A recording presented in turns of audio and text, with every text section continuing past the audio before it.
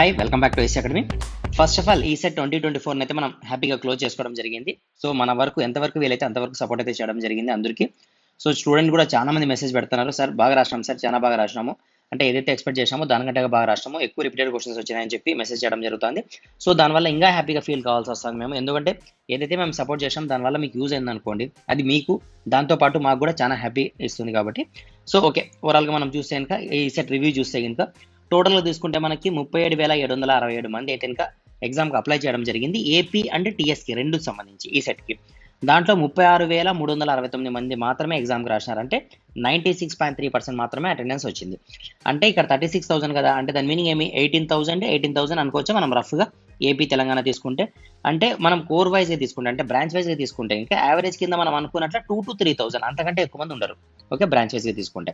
So ఈ 2,000 to 3,000 ర్యాంక్లో ఎవరైతే ఒక రకంగా చదివినారో, మన ఛానల్ ఎవరైతే ఫాలో అయినారో, సో ఎక్స్పెక్ట్ చేయొచ్చు మంచి ర్యాంక్ వస్తుంది, వాళ్ళకు మంచి ర్యాంక్ వస్తుంది, సో దట్ మంచి కాలేజ్ కూడా జాయిన్ అవుతారు.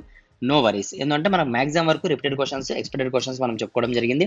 సో ఎక్కువ ఎంతవరకు వీలైతే అంతవరకు మనం సపోర్ట్ చేయడం జరిగింది కాబట్టి, అది కోర్స్ యాప్ ద్వారా కావచ్చు. యాప్లో కూడా ఫస్ట్ అయితే మనం ఫ్రీ ఇవ్వడం జరిగింది, తర్వాత కొంచెం నామినల్ ప్రైస్ అంటే 9 రూపీస్ పెట్టడం జరిగింది, తర్వాత 100, తర్వాత 250 ఇలా వేరియేషన్స్ ద్వారా పెట్టడం జరిగింది. కానీ మ్యాక్సిమం వరకు మన ప్రైస్ ఎంత ఉంది, 250 రూపీసే ఉన్నది మ్యాక్సిమం ప్రైస్, అంటే మొత్తం కోర్సులో మ్యాక్సిమం ప్రైస్. దీంట్లోనే మనం టెస్ట్ సిరీస్ కావచ్చు, క్లాసెస్ కావచ్చు, ఎంతవరకు వీలైతే అంతవరకు పూర్తిగా 100% ఇచ్చినామని మనం చెప్పడం లేదు, కానీ ఈవెన్ దో కోర్స్ తీసుకున్నప్పుడు మనం చెప్పినాం 100% సిలబస్ అయితే ప్రొవైడ్ చేయలేకపోతున్నాము, మ్యాక్సిమం వరకు సపోర్ట్ చేస్తాం అనేది, ఎంతవరకు వీలైతే అంతవరకు సపోర్ట్ చేసాము. సో ఎవరైతే తీసుకున్నారో వాళ్ళు కూడా హ్యాపీగా ఫీల్ అయినారు. సో దీంట్లో అంటే ఎవరైతే తీసుకున్నారో వాళ్ళు మ్యాక్సిమం వరకు మంచి ర్యాంక్ ఉండే ఛాన్సెస్ ఉన్నాయి, ఎందుకంటే ఎక్స్పెక్టెడ్ క్వశ్చన్స్ వచ్చినాయి కాబట్టి ఏం టెన్షన్ తీసుకోదండి. ఫర్ ఎగ్జాంపుల్ ఎవరికైనా అంటే తీసుకున్న వాళ్ళు కావచ్చు, తీసుకోకపోని వాళ్ళు కావచ్చు, కోర్సెస్ అంటే ఎక్కడన్నా కానీ, సో ర్యాంక్ తక్కువ వస్తుందా, ఏదైనా వేరే అంటే వరెస్ట్ కాలేజ్ వస్తుందా, అంటే బాలేని కాలేజ్ వస్తుందా, మన కెరియర్ ఎట్లుంటుంది, ఇవన్నీ అయితే టెన్షన్ పెట్టుకోదండి. ఫస్ట్ రిలాక్స్ అయిపోండి, ఎగ్జామ్ ఏదైతే ఉందో అది గట్టెక్కేసినాం కదా, అయిపోయింది కదా. సో ఫస్ట్ కొంచెం రిలాక్స్ అయిపోండి, రిలాక్స్ అయిపోయిన తర్వాత మనం ఆలోచిద్దాం, మన ర్యాంక్ వచ్చిన తర్వాత ఫైనల్ రిజల్ట్ వచ్చిన తర్వాత మనం ఆలోచిద్దాం ఏం చేయాలా అనేది, ఓకేనా. సరే, ఇప్పుడు ఇక్కడ వరకు మనం ఏదైతే అనుకున్నామో, అంటే ఇంతవరకు డిప్లొమా తర్వాత ఇంతవరకు కంప్లీట్ చేసుకొని ఈ సెట్ కంప్లీట్ చేసుకొని బయటకు వచ్చినాం. ఇప్పుడు మన నెక్స్ట్ టార్గెట్ ఏమి, ఈ సెట్ తర్వాత. సో చాలా మంది ఏమనుకుంటారంటే మ్యాక్సిమం స్టూడెంట్ ఈ సెట్ ఎగ్జామ్ రాసి మనం ఎక్కడ పోతాము, బీటెక్ అడ్మిషన్కి అనుకుంటాం. అవును, బీటెక్ అడ్మిషన్ అనేది ప్రైమరీ, ఇది ప్రైమరీ గోలే. కానీ ఒకటి ఆలోచించుకోండి, ఫస్ట్ ఆఫ్ ఆల్ బీటెక్ పోయి బీటెక్ తర్వాత మరి జాబ్కి పోతారు, ఇది నార్మల్ ప్రొసీజర్. ఒక క్వశ్చన్ నాకు, ఇప్పుడు మీరు 10th క్లాస్ అయిపోయిన తర్వాత మీరు డిప్లొమా ఎందుకు వచ్చినారు, డైరెక్ట్గా బీటెక్ వెళ్ళిపోవచ్చు కదా, డిప్లొమాకి ఎందుకు వచ్చినారు మీరు. ఫర్ ఎగ్జాంపుల్ బీటెక్ వెళ్ళిపోయింటే ఇంటర్మీడియట్ 2 years తీసుకొని 4 years బీటెక్ తీసుకొని బయటకు వచ్చేవాళ్ళు కదా, ఎందుకు త్రూ డిప్లొమా ద్వారా పోదాం అనుకున్నారు. అంటే మీకు బీటెక్ చేసే ఆలోచన కంటే కూడా ఒక ప్రైమరీ ఆలోచన ఏముందంటే ఇంకా మీరు డిప్లొమా కంప్లీట్ చేస్తే మీరు ప్రొఫెషనల్స్ అవుతారు, అంటే జాబ్ హోల్డర్స్ అవుతారు అని మీ యొక్క ఆలోచన. మీకు కానీ మీ పేరెంట్స్ కానీ ఎవరైతే మిమ్మల్ని జాయిన్ చేయించినారో వాళ్ళ ఆలోచన ఏమంటే మీరు డిప్లొమా తర్వాత ప్రొఫెషనల్స్ అవుతారు, అంటే జాబ్ హోల్డర్స్ అవుతారు. అట్లా కాకుండా ఇంటర్మీడియట్ తర్వాత మీరు జాబ్ హోల్డర్స్ కాదు. జాబ్ అంటే ఏదో ఒకటి బయట షాప్లోనో, ఆ షాప్లో ఈ షాప్లో ఇలాంటిది కాదు. మనం ఒక రికగ్నైజ్డ్ అంటే ఒక ప్రొఫెషనల్ జాబ్ కోసం మనకు కావాలంటే ఒక డిగ్రీ, ఒక క్వాలిఫికేషన్ కావాలా. సో ఆ క్వాలిఫికేషన్ మినిమం, అంటే తక్కువ ఏజ్లో మనం మినిమం క్వాలిఫికేషన్ వచ్చేది మంచి జాబ్ కొట్టగలిగేది అంటే అది డిప్లొమా, బీటెక్తో కంపేర్ చేస్తే టెక్నికల్ కోర్సెస్కి. కాబట్టి మనం ఏం చేసాము, బీటెక్కి డైరెక్ట్ పోకోకుండా త్రూ డిప్లొమా ద్వారా పోయినాం, ఎందుకంటే జాబ్ క్వాలిఫికేషన్ మనకు ముందు రావాలా. అంటే దాని ఆలోచన ఏమి, సో మనం జాబ్కి తొందరగా సెలెక్ట్ కావాలా, అంటే తొందరగా మనం జాబ్ కొట్టే ఎలిజిబిలిటీ మనకు రావాలా, ఆ స్కిల్ మనకు ఉండాలా, ఆ క్వాలిఫికేషన్ మనకు ఉండాలన్న ఆలోచనతో మనం వచ్చినాం తప్ప డిప్లొమా కాలేజ్లో ఫీజెస్ తక్కువ ఉంటాయి ఆ ఆలోచన కాదు, అది ఓల్డెన్ డేస్లో ఉండేది. ఇప్పుడు మన ఆలోచన ఏమి, సో మనం తొందరగా జాబ్ హోల్డర్స్ కావాలా, కెరియర్ని బాగా సంపాదించుకోవాలా, మంచి కెరియర్ సంపాదించాలా. సో డిప్లొమా తర్వాత బీటెక్ చేస్తే ఇంకా మనకు సబ్జెక్ట్ పైన గ్రిప్ వస్తుంది కాబట్టి మనం ఎక్కువ స్కోర్ చేయగలము. సో ఎక్కువ జాబ్స్ మనం కొట్టే ఛాన్సెస్ ఉంటాయి, అది గవర్నమెంట్ జాబ్స్ కావచ్చు, ప్రైవేట్ జాబ్స్ కావచ్చు. మనకి స్కిల్ ఎక్కువ ఉంటుందన్న ఆలోచనతో మనం ఈ డిప్లొమా ద్వారా రావడం జరిగింది కదా. సో ఇప్పుడు మనం డిప్లొమాకి సంబంధించిన ఎంట్రన్స్ ఎగ్జామ్ రాసాం, ఏదో ఒక మంచి కాలేజ్లో సీట్ వస్తుంది, దాంట్లో జాయిన్ అయిపోతాం. ఒకటి, ఇది మీరు జస్ట్ మన సినిమాకి ఇది ఓన్లీ ఇంటర్వెల్ మాత్రమే అని గుర్తుపెట్టుకోండి, ఇది ఓన్లీ ఇంటర్వెల్ మాత్రమే, సినిమా కంప్లీట్ కాలేదు. అంటే ఒక సినిమాలో ఇంటర్వెల్ వరకు ఎట్లుంటుంది స్టోరీ, నార్మల్గా జరుగుతూ ఉంటుంది, ఇంటర్వెల్ అయిపోయిన తర్వాత ఎలా ఉంటుంది, ఫుల్ సీరియస్ మ్యాటర్ ఉంటుంది, అంటే కన్క్లూజన్కి వస్తుంది, కెరియర్ కన్క్లూజన్కి వస్తుంది, సినిమా కన్క్లూజన్కి వస్తుంది. కాబట్టి మనం ఇప్పుడు నుంచి జాగ్రత్తగా ఉండాలి, ముందు కంటే కూడా ఇప్పుడు డబల్ జాగ్రత్తగా ఉండాలి, అర్థమైందా. సో ఈ సెట్ ఎగ్జామ్ ఎందుకు రాస్తానంటే అందరూ అనుకోవడం ఏమంటే ఇంకా నేను ఓన్లీ బీటెక్ ఎంట్రన్స్ కోసం రాస్తానని అనుకుంటారు. బీటెక్ ఎంట్రన్స్ అనేది ఓన్లీ ప్రైమరీ క్వాలిఫికేషన్ మాత్రమే, అంటే ఓన్లీ ఇది ఇంటర్వెల్ మాత్రమే. మనం ఈ సెట్ ఎందుకు ప్రిపేర్ అయినామంటే ఇంకా మన జాబ్స్ కోసం, అంటే డిప్లొమా బేస్ పైన మనం ఏదైనా జాబ్ కొట్టాలంటే మనం ఈ సెట్ స్ట్రాంగ్ ప్రిపేర్ అంటే మనం మాక్సిమం అంటే 50% ఎలిజిబిలిటీ అయినట్లే ఏదైనా జాబ్కి, ఏదైనా గవర్నమెంట్ జాబ్ ఆర్ ప్రైవేట్ జాబ్కి. అర్థమైందా? మీరు గవర్నమెంట్ జాబ్ పోవాలన్నా లేదా ప్రైవేట్ జాబ్ పోవాలన్నా ఏది పోవాలన్నా కూడా మీకు తెలుసు కదా. సో ఫస్ట్ మీకు ఏముండాలా, కోర్ సబ్జెక్ట్ అనేది మోస్ట్ ఇంపార్టెంట్. మీరు ఇంకా ప్రైవేట్ జాబ్ పోతున్నారు అనుకోండి, అంటే ఫర్ ఎగ్జాంపుల్ మనం 2 టైప్ కేటగిరీ డివైడ్ చేసుకుంటే, ఇక్కడ స్పేస్ లేదు కదా, కొంచెం ఎరేజ్ చేద్దాం సో దట్ మీకు క్లారిటీ వస్తుంది సబ్జెక్ట్ పైన, ఈ మన డిస్కషన్ పైన. మనం గవర్నమెంట్ జాబ్ ప్రిపేర్ కావాలంటే మీరు ఖచ్చితంగా కోర్ సబ్జెక్ట్స్ 50% నాలెడ్జ్ ఉండాలా. తర్వాత మీకు జనరల్ అవేర్నెస్ పైన కావచ్చు, జనరల్ సైన్స్ పైన కావచ్చు, అంటే జనరల్ అవేర్నెస్ లోనే సైన్స్ వస్తుంది. సో అర్థమెటిక్ రీజనింగ్ అంటే మ్యాథ్స్ పైన కావచ్చు, సో కరెంట్ అఫైర్స్ పైన కావచ్చు, ఇవన్నీ కూడా కమాండ్ ఉండాలి మీకు గవర్నమెంట్ జాబ్కి పోవాలంటే. లేదు సార్ నేను ప్రైవేట్ జాబ్ పోవాలంటే మీరు ఖచ్చితంగా దేనిపైన కమాండ్ ఉండాలా, కోర్ ప్లస్ మీకు మ్యాథ్స్ పైన కమాండ్ ఉండాలా, ప్లస్ ఇంగ్లీష్ పైన కమాండ్ ఉండాలా, ప్లస్ స్కిల్ పైన కమాండ్ ఉండాలా. ఇవి మీతో కంపల్సరీగా ఉండాలి. అంటే ఈ రెండిట్లో కామన్గా ఏముంది, కోర్ సబ్జెక్ట్ కామన్గా ఉంది, కోర్ సబ్జెక్ట్తో పాటు మ్యాథ్స్ కామన్గా ఉంది. అంటే 50% సిలబస్, 50% ఇక్కడ 50% అనుకోవచ్చు ఇక్కడ. అంటే మీరు ఏ గవర్నమెంట్ జాబ్ పోవాలన్నా ఏది ప్రైవేట్ జాబ్ పోవాలన్నా మీరు కోర్లో ఇక్కడ స్ట్రాంగ్ ఉండింటే కనుక మీరు ఖచ్చితంగా మంచి ఆపర్చునిటీతో మంచి జాబ్లోకి వెళ్ళిపోయే ఎలిజిబిలిటీ మీకు ఉంది. అంటే మీరు ఇప్పుడు ఫర్ ఎగ్జాంపుల్ ఇదంతా ఎరేజ్ చేద్దాం, మనకి ఇక్కడ స్పేస్ లేదు కదా, ఒకసారి అంతా డీటెయిల్గా చూద్దాం. సో మనం దీనివల్ల అంటే ఈ సెట్ ప్రిపేర్ కావడం వల్ల మనకి ఏమేమి ఛాన్సెస్ ఉండేది, సో ఏమేమి యూజ్ ఉంది మనకు అనేది ఒకసారి డీటెయిల్గా డిస్కస్ చేద్దాం. సో మనము ఫస్ట్ ప్రైమరీ ఏం మనకు బీటెక్, అంటే బీటెక్కి జాయిన్ అయిపోతాం, దాంట్లో డౌట్ లేదు, ఓకేనా. తర్వాత జాబ్. సో మనం డిస్కస్ చేసిన విధంగా ఈసెట్ 2024 తర్వాత మనకున్నది ఏమేమి, ఫస్ట్ ఆప్షన్ ఏమి మనకు బీటెక్ అడ్మిషన్ కోసం.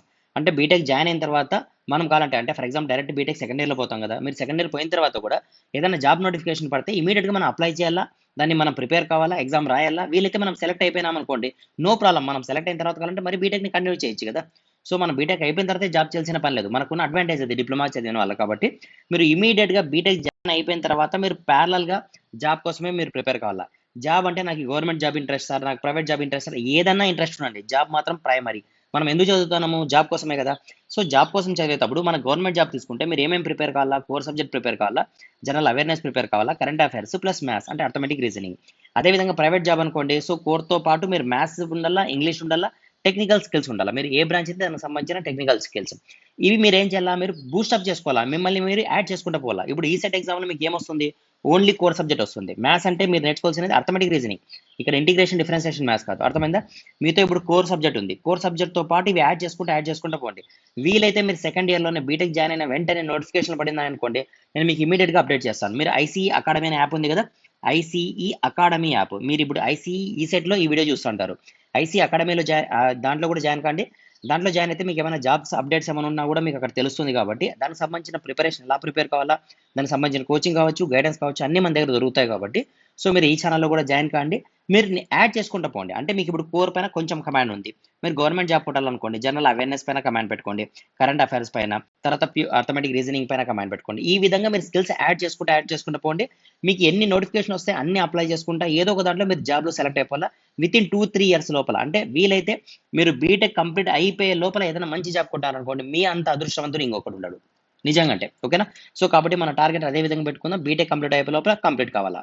సో ఇప్పుడు చూడండి మనం కొట్టగలమా లేదనేది ఒక్కసారి క్రాస్ చెక్ చేసుకోండి ప్రాక్టికల్గా, రియాలిటీగా. ఇప్పుడు మనకి మొత్తం బ్రాంచ్ చూసి, అంటే మన ఫర్ ఎగ్జాంపుల్ మనం మన బ్రాంచ్ వైజ్ తీసుకుంటే టోటల్గా ఎంతమంది స్టూడెంట్స్ రాసింటారు ఈ సెట్ ఎగ్జామ్, అప్రాక్సిమేట్గా 2,000-3,000. ఎగ్జాంపుల్కి మనం 2,000 అనుకుందాం, అంటే జస్ట్ 2,000 స్టూడెంట్స్ మాత్రమే ఎగ్జామ్ రాసినారు. 2,000 మాత్రమే ఎగ్జామ్ రాస్తే ఈ ఎగ్జామ్లో మనం ఏం ఎక్స్పెక్ట్ చేస్తున్నాము, లెస్ దాన్ 100 ర్యాంక్ వస్తే చాలు అనుకుంటున్నాం. లెస్ దాన్ 100 ర్యాంక్ మనం చదివిన సబ్జెక్టు 3 ఇయర్స్ చదివిన సబ్జెక్ట్కి మనం లెస్ దాన్ 100 ఎక్స్పెక్ట్ చేస్తున్నాం. ఓన్లీ 2,000.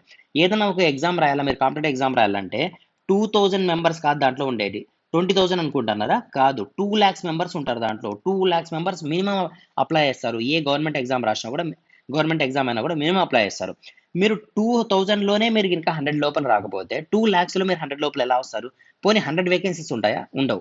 మీరు చూడండి ఏ నోటిఫికేషన్ అయినా చూసినా కూడా మీరు ఒక 10 పోస్టులు 20 పోస్టులు ఉంటే మ్యాక్సిమం అనుకోవాలా, గ్రేట్ అనుకోవాలా. మీకు 100+ పోస్టులు 200+ పోస్టులు ఉండవు. అంటే 2,000లో మీకు 100 లోపల ర్యాంక్ రాకపోతే, అంటే టాప్ 100లో మీరు లేకపోతే 2,000 మందిలో టాప్ 100లో మీరు లేరు. మరి 2 లక్షల మందిలో మీరు టాప్ 10లో టాప్ 20లో ఉంటేనే కదా మనకు గవర్నమెంట్ జాబ్ వచ్చేది. సో ఎట్లా వస్తుంది అనుకుంటున్నారు మీరు. ఒక డౌట్ సార్, ఈ బ్యాచ్లో 2,000 మంది కోర్స్, ఫర్ ఎగ్జాంపుల్ నేను మెకానికల్ స్టూడెంట్ని, మెకానికల్లో ఈ సెట్లో 2,000 మందే ఉన్నారు కదా. సో 2,000 మందే కదా ఎగ్జామ్ రాసేది. అంటే నువ్వు 2024లో రాస్తాను ఈ సెట్ ఎగ్జామ్, 2023లో రాసిన వాళ్ళు లేరా? 22లో రాసిన అంటే మీ సీనియర్ లేరా? గత 10 సంవత్సరాల నుండి తీసుకుంటే 10 సంవత్సరాల నుంచి ఎగ్జామ్ రాసుకుంటా అంటే ఈసెట్ ఎగ్జామ్ కాదు. గవర్నమెంట్ ఎగ్జామ్‌కి ప్రిపేర్ అయ్యే వాళ్ళు కూడా చాలా మంది అంటే చాలా మంది ఉన్నారు మార్కెట్‌లో. సో వాళ్ళు ప్రిపేర్ అయితా అంటారు, రాస్తా అంటారు. పాపం ఏదో ఒకటి అంటే వాళ్ళు స్ట్రగుల్ అయితానే ఉంటారు. ఒకటి ఆలోచించండి. మీరు ఫర్ ఎగ్జాంపుల్ ఇప్పుడు పాస్ అవుట్ అయిపోయిన తర్వాత మీరు ఎగ్జామ్ రాసినారనుకోండి. మీకు ఎగ్జాంపుల్ ఇక్కడ స్పేస్ లేదు ఇక్కడ రాస్తా. మీకు ఫర్ ఎగ్జాంపుల్ ఇప్పుడు ఎగ్జామ్ రాసినారనుకోండి. మీకు 100% కాంపిటీషన్ ఉందనుకోండి. అంటే 2,00,000 మంది రాస్తున్నారు. నెక్స్ట్ ఇయర్ అంటే 2024లో మీరు జాబ్ కొట్టకపోతే 2025కి వచ్చినప్పుడు దీంతో పాటు ఇంకో మీ కోర్‌లో మరి 2,000 మంది యాడ్ అయితారు. మరి 2,000 మంది యాడ్ అయితారు. మరి 2,000 మంది యాడ్ అయితారు. ఇట్లా యాడ్ అయితూ పోతానే ఉంటారు. సరే ఇక్కడ 2,00,000 మంది ఉంటారంటే ఖచ్చితంగా ఉంటారు. ఎందుకంటే మనం ఓన్లీ ఏపీ కాదు కదా! ఏపీ, తెలంగాణ ఇద్దరు రాస్తారు. పక్కన స్టేట్ వాళ్ళు రాస్తారు. ఇవన్నీ ఉంటాయి కాబట్టి సో కాంపిటీషన్ ఎక్కువ అంటే అట్లా ఇట్లా లేదు. హెవీగా ఉంది. ఈవెన్ దో మీరు గవర్నమెంట్ జాబ్ తీసుకోవచ్చు, ప్రైవేట్ జాబ్ తీసుకోవచ్చు కాబట్టి ఒక్కసారి ఆలోచించండి. మన ఈసెట్ ఎగ్జామ్ ఎందుకు రాస్తున్నామంటే ఇవన్నీ అంటే ఆబ్జెక్టివ్ మోడల్‌లో, కాంపిటీటివ్ ఎగ్జామ్ మోడల్‌లో మనకు ఒక ఫిల్టరేషన్ జరుగుతుంది. సో మన మైండ్‌కి ఒక క్లారిటీ వస్తుంది. సో ఈ విధంగా ఉంటుందా? ఇంత కాంపిటీషన్ ఉందా బయట మార్కెట్‌లో అనేది మనకు తెలుస్తుంది కాబట్టి ఈ ఈసెట్ ఎగ్జామ్ రాస్తాం.